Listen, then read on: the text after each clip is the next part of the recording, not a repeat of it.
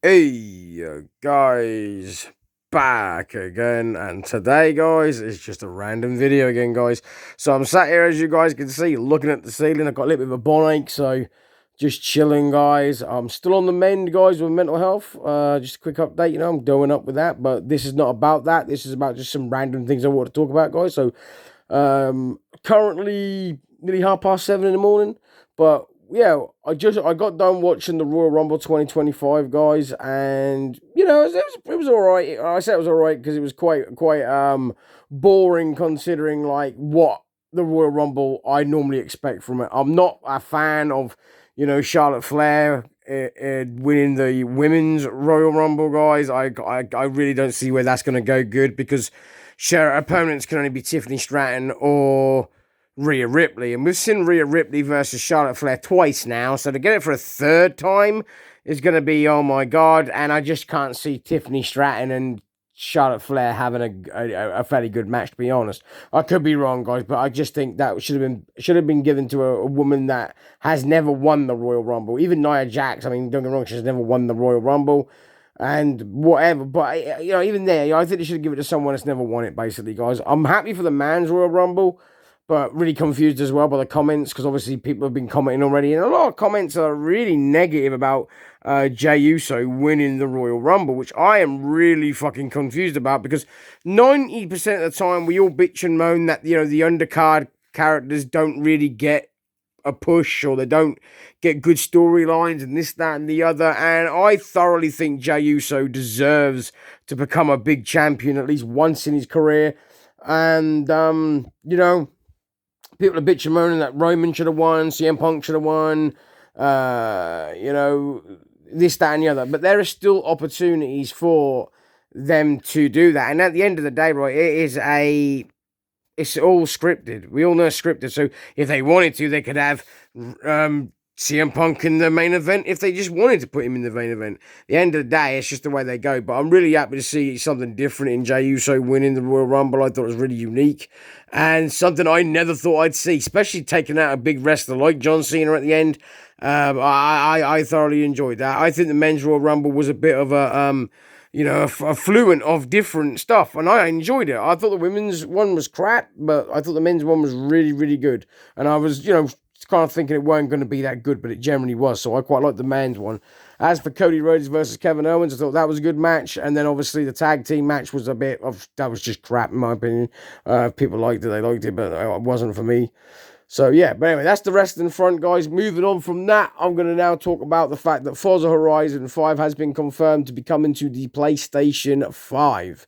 And as much as I am a PlayStation owner, I am very, very, very happy that the Forza Horizon 5 game is coming to the PlayStation. Now, also, I know what to expect because I had an Xbox and I played Forza Horizon, 2, 3, 4, and 5 to death. I love them games, guys. So I think it's great that it's coming to PlayStation. There is also the fact that it could only be digital, which I'm hoping it's not. If it gets a physical release, guys, I'll be first in line and I will buy that game because that game is a hell of a lot of fun, in my opinion. The open world, the car customization, the cars in the game, the whole thing for me, it just is the best overall game racing wise experience I think you can get. And that's only my opinion, though, obviously, at the end of the day. But obviously, the Xbox fans aren't very happy about it coming to the PlayStation. They're like, what's the point in owning an Xbox, this, that, and the other? I'm going to give my different opinions on it because I owned an Xbox One and only recently just sold it. And what I'm basically going to say to you, as you can see, because I'm watching someone play Forza in the background, But yeah, so as I'm saying this, guys, I owned an Xbox One this year and I sold it, as you guys know I did. Actually, I sold it just the end of last year, but that's the point. So, anyway, got off town, guys, apologise. So, as a point of owning an Xbox, and at the time, this is when Halo was exclusive and not being told it was coming to PlayStation, as with Forza, I didn't see the point in owning and keeping the Xbox just because I like the way the trophy system works on a PlayStation. Now, I'm not a fanboy to any brand. I am a gamer. That's what I say to everybody, and that's the truth of it. I'm a gamer, right? I play games on Nintendo. I play games on PlayStation, Xbox, PC, handhelds, the lot, guys. I don't mind, right? I'm a gamer. If I enjoy the game, I'll play the game. So I don't understand like why this hate is coming from everyone. Like you shouldn't get it, PlayStation shouldn't get it, blah blah blah. Forza Horizon 5 has been out for best part of 4 years, 3 or 4 years anyway. And I think, it's just going to bring more life back into the game. And I think Xbox should obviously get something back in return. I wouldn't mind if Xbox got Gran Turismo or God of War or Spider-Man or something like that. Because at the end of the day, right, if you're a gamer through and through, I think it's the best way to game is on any system you can get your hands on and play either of the games. Now, with Forza coming to PlayStation, like I said, if it gets a physical release, I will be first in line to get it, guys. But also on that note, I think, that would be cool to have, Xbox players racing against PlayStation players, so on and so forth. I mean, Xbox can say it's an exclusive, but it's technically not because it was on PC as well. And although Microsoft do make most PCs, they're not all made by Microsoft, are they? I mean, you've got different brands PC out there, and still they don't moan at them getting it.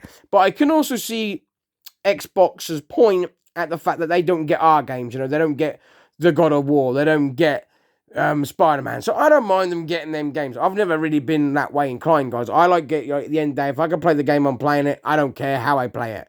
But with that being said, it would be very nice to see the Xbox games coming to PlayStation 5 getting an actual physical release, because we're not all into digital games. Again, that's my opinion. You know what I think of digital and online-only games, guys. I just think they're absolutely shit.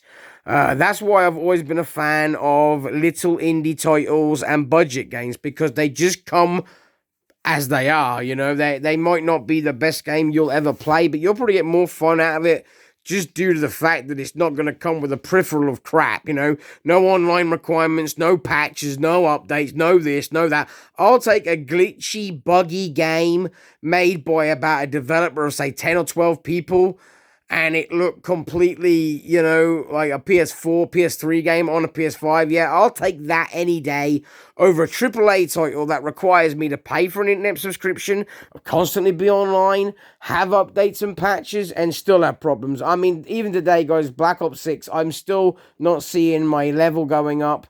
Glitches, I'm getting lag, like 1.2 second lag, and I'm dying on that 2 second lag. So it's like fucking shit. And that's a game company, that's a multi-billionaire company, guys. So at the end of the day, I do not care for AAA titles as more as I do for budget games. At least they come as they are. They're like, this is me, mate, this is what I am, want me, buy me, play me. And it's as simple as that, really, guys. And I thoroughly enjoy it. I wish a lot more indie titles and budget games would get more physical releases. A lot do, but it would be nice to see, some of them other ones get a release. I mean, I see Star Wars is getting a game come out soon. I see a trailer to it, guys, through IGN, I think it was on. And I see it's got Star Wars Jedi Battle, racing one, I think the Bounty Hunter and that lot, but it didn't say if it was a physical release. Now, if that's a physical release, guys, I am down, I'm going to buy it. And the comments in there, guys, already was toxic. They were like, what about Revenge of the Sith? What about Phantom Menace? What about, why can't people just take something and just be grateful and happy for 1 second before tearing it apart? I find that people are so fucking toxic today, guys. It is a horrible place we live in right now. The internet is partly to blame for that. It's brought these fucking idiots that just moan. I mean, don't get me wrong, I moan. I'm not going to say I don't. Look, hands up, guys. I moan. But at the end of the fucking day, yeah, what I'm moaning about is the fact that they're changing things from something that's a quality I'm used to a quality far worse. But, I mean, I don't classify that as moaning as more as giving an opinion, but people generally moan, like, don't bother bringing it out, don't bother, oh, fuck that's shit. Like, if you've got nothing nice to say, just don't say it at all. I mean, like I said, I'm not here saying, oh yeah, fucking awesome, we're getting Forza Horizon 5, fuck Xbox. No. I'm seeing it from all points of view, and like I said, I owned an Xbox, but I think that's not a bad thing for Xbox players. They need to understand that, we're not getting the latest ones, we're getting Forza Horizon 5. Now, I think if we even get Forza Horizon 6, if it ever comes out, I don't mind us getting it 6 months to a year later than the Xbox players, and they do the same with exclusives of the PlayStation, because I don't mind that. I mean, I'm not one of these people that believes that PlayStation's better than Xbox is better than Switch, or PC's better than all. We're gamers, right? If you're a gamer, then you just put your hand up and be like, look, I like games always, but these people out there today that are like, oh, I'm an Xbox fan, or all this. It's like people that say Xbox is better than PlayStation because of the Game Pass. I've told people this before. Game Pass is crap, no matter how you look at it. All right, it's great budget, right? $25 if you're America, 15, £16 if you're in Britain. And yeah, you get to play 100 games, but they're at your disposal. No, well, really, it's at their disposal. They can take them games off tomorrow, next week, next month. And if you really enjoy them games and you really like them games, how you going to play them then if they don't get them physically? I mean, that's good for someone that's like not a, if you're a casual gamer, right? So like my dad, for example, right? He's a casual gamer. He doesn't live in a video game world. He doesn't like, look forward to certain games. He's not researching games. He doesn't know when one game's coming out to the next game, but he loves to play video games. But he's a casual gamer. He will just like, think, oh, well, I'll turn it on. Ooh, this looks fun.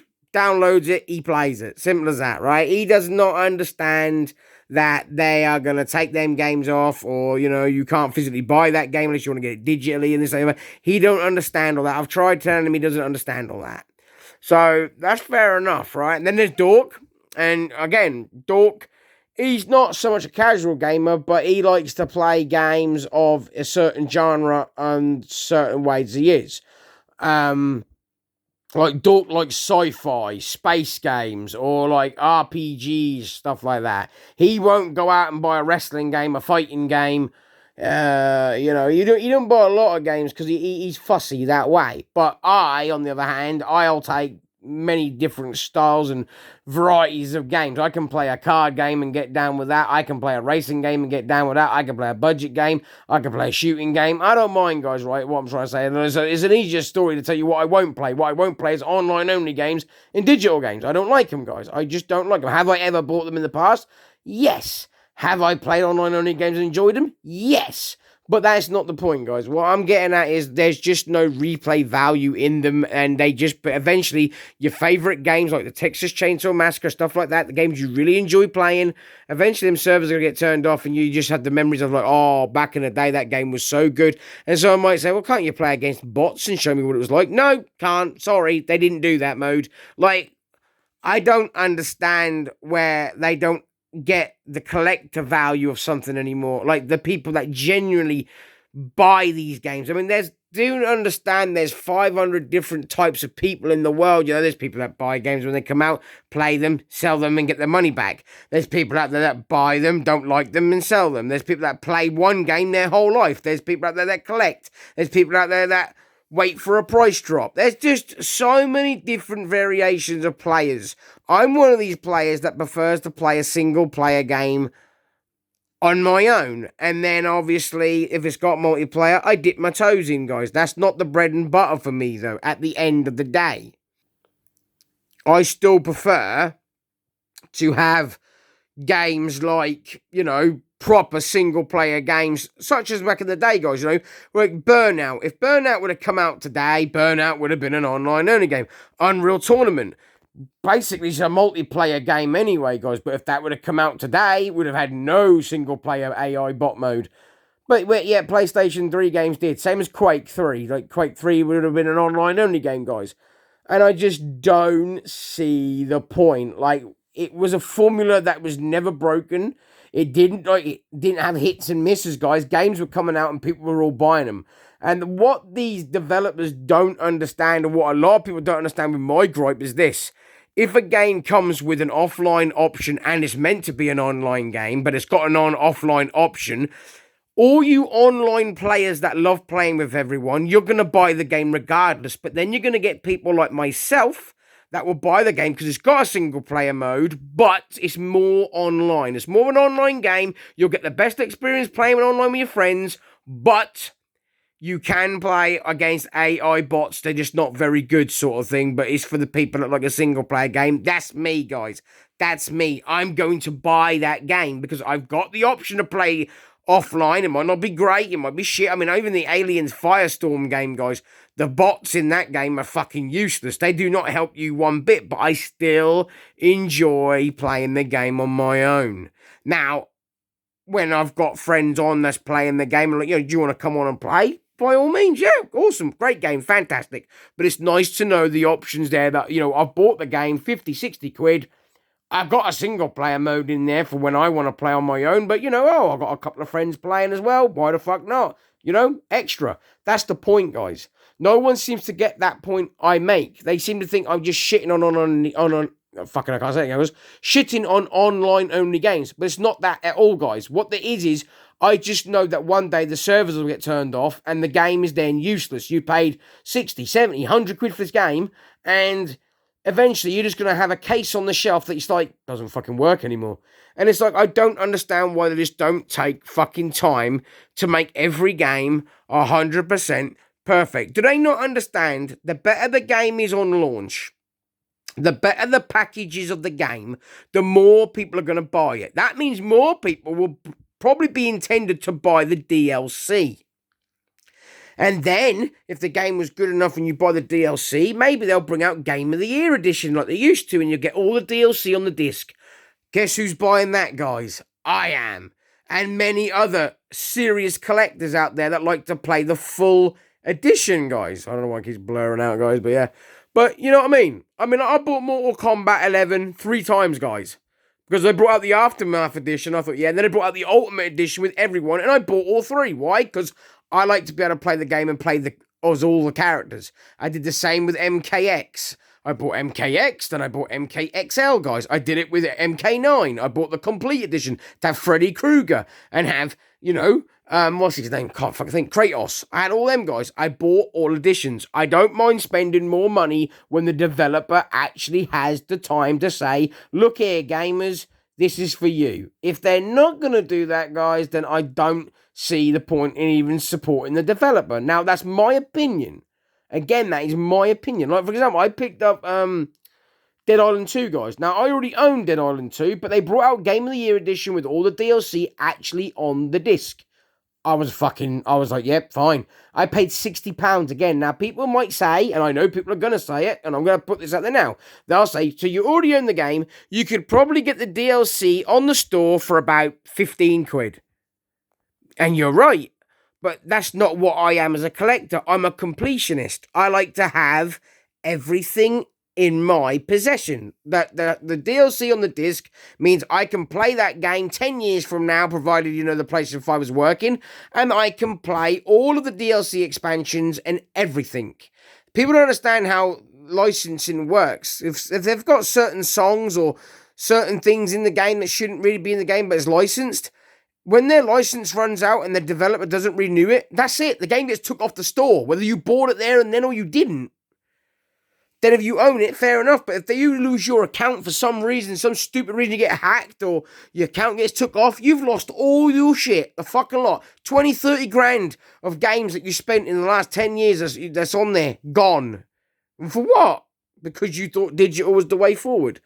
Now, like I said, right, I'm not shitting on digital people, right? If you like digital gaming, go ahead and do so. But at least give everybody an option to still have their physical game. And I wish they would bring out games complete, ready to go. Not fucking needing updates, not needing patches, and this, that, and the fucking other, because it just ruins it. I mean, I found with people, right, they get impatient. They want it there and then. And that's the problem with the world today. That's what the internet has done. It's created people that don't have the patience to wait anymore. They're so used to just clicking on it and getting it now. And that's the problem. And in my opinion, that's great and all, but we're just cutting our own nose off to spite our face, guys, because that really is a slippery slope that can go definitely bad in different directions. Hear me out again, guys, right? What if it goes 100% digital? Yeah? It goes 100% digital. And right now, let's say you've got 200,000 people buying Call of Duty. And there's a lot more than that, I know, but they're just doing this for a for say point, right? So 200,000 people are buying the Call of Duty game, and then it goes 100% digital. No more ever coming out physical.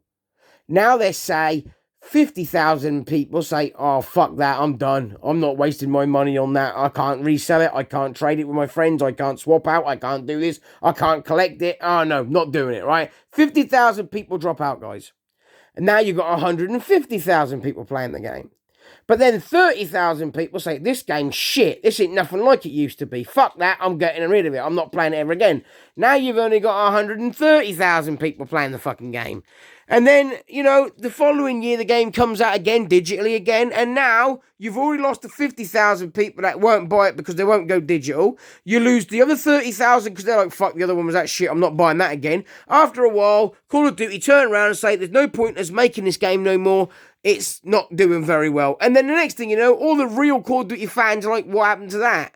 What the fuck happened? Well, what happened was you changed the formula too many times and you just pushed everyone away.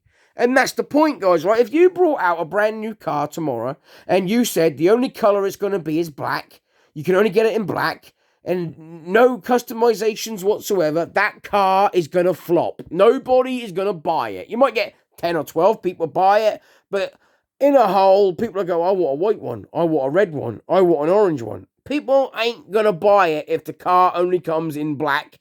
You can't have heated seats, fucking leather seats and all this shit. It basically comes as it is. Nobody can do anything with it. You can't customize it. It's basically as it comes. Nobody's going to buy it. You're not going to sell as many cars like that as to when you've got options.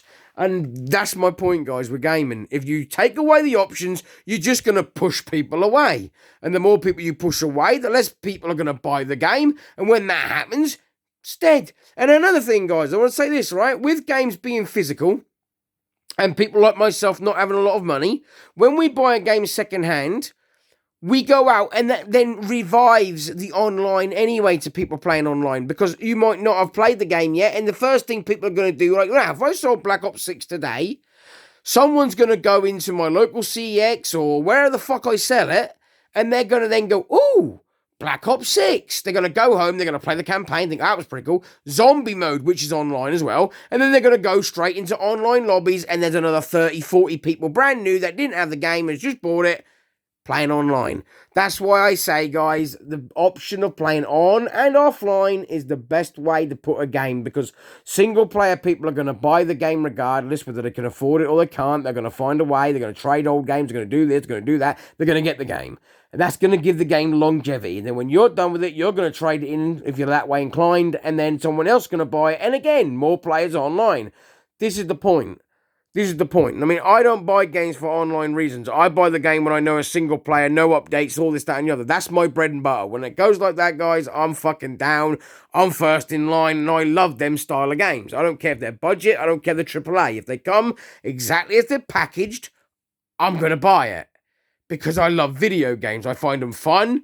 And, they help me with my mental health. They're just overall great experience. Until, like, recent years when they come with all this fucking buff.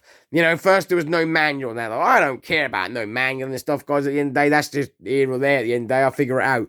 But the fact that they're now going more digital route, more unfinished games, half-bugged, fixed games, and online-only crap, that's where I draw the line and think, fuck that, I'm not doing that. That's a lot of money to waste, guys. 50 quid here, 40 quid there, 70 quid in some cases. It's just a complete waste of money when they can't even be fucking asked to give us the finished product.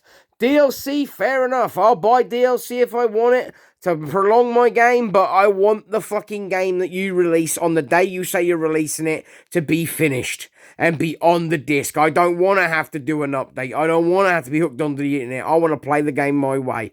That's all I'm saying, guys. So, anyway, I've gone on a little bit longer than I wanted to, guys, but hopefully it makes sense to a lot of you. And like I said, I'm very excited for Forza Horizon 5 coming to the PlayStation 5. If it is indeed just digital only, I won't be picking it up because I just don't want to have a digital game, guys. I hope those people that do pick it up do really enjoy it, because Forza Horizon 5 is an actual really good game. Overall, it's a very good game. I had a blast with it on Xbox. And like I said, towards the Xbox players, I understand their gripe. But hopefully, PlayStation will relinquish, and you'll get some games like Spider-Man, Gran Turismo, God of War, stuff like that. Because at the end of the day, guys, true gamers are gamers. We're not here to slag anyone off who owns a PlayStation, owns an Xbox, owns a Switch.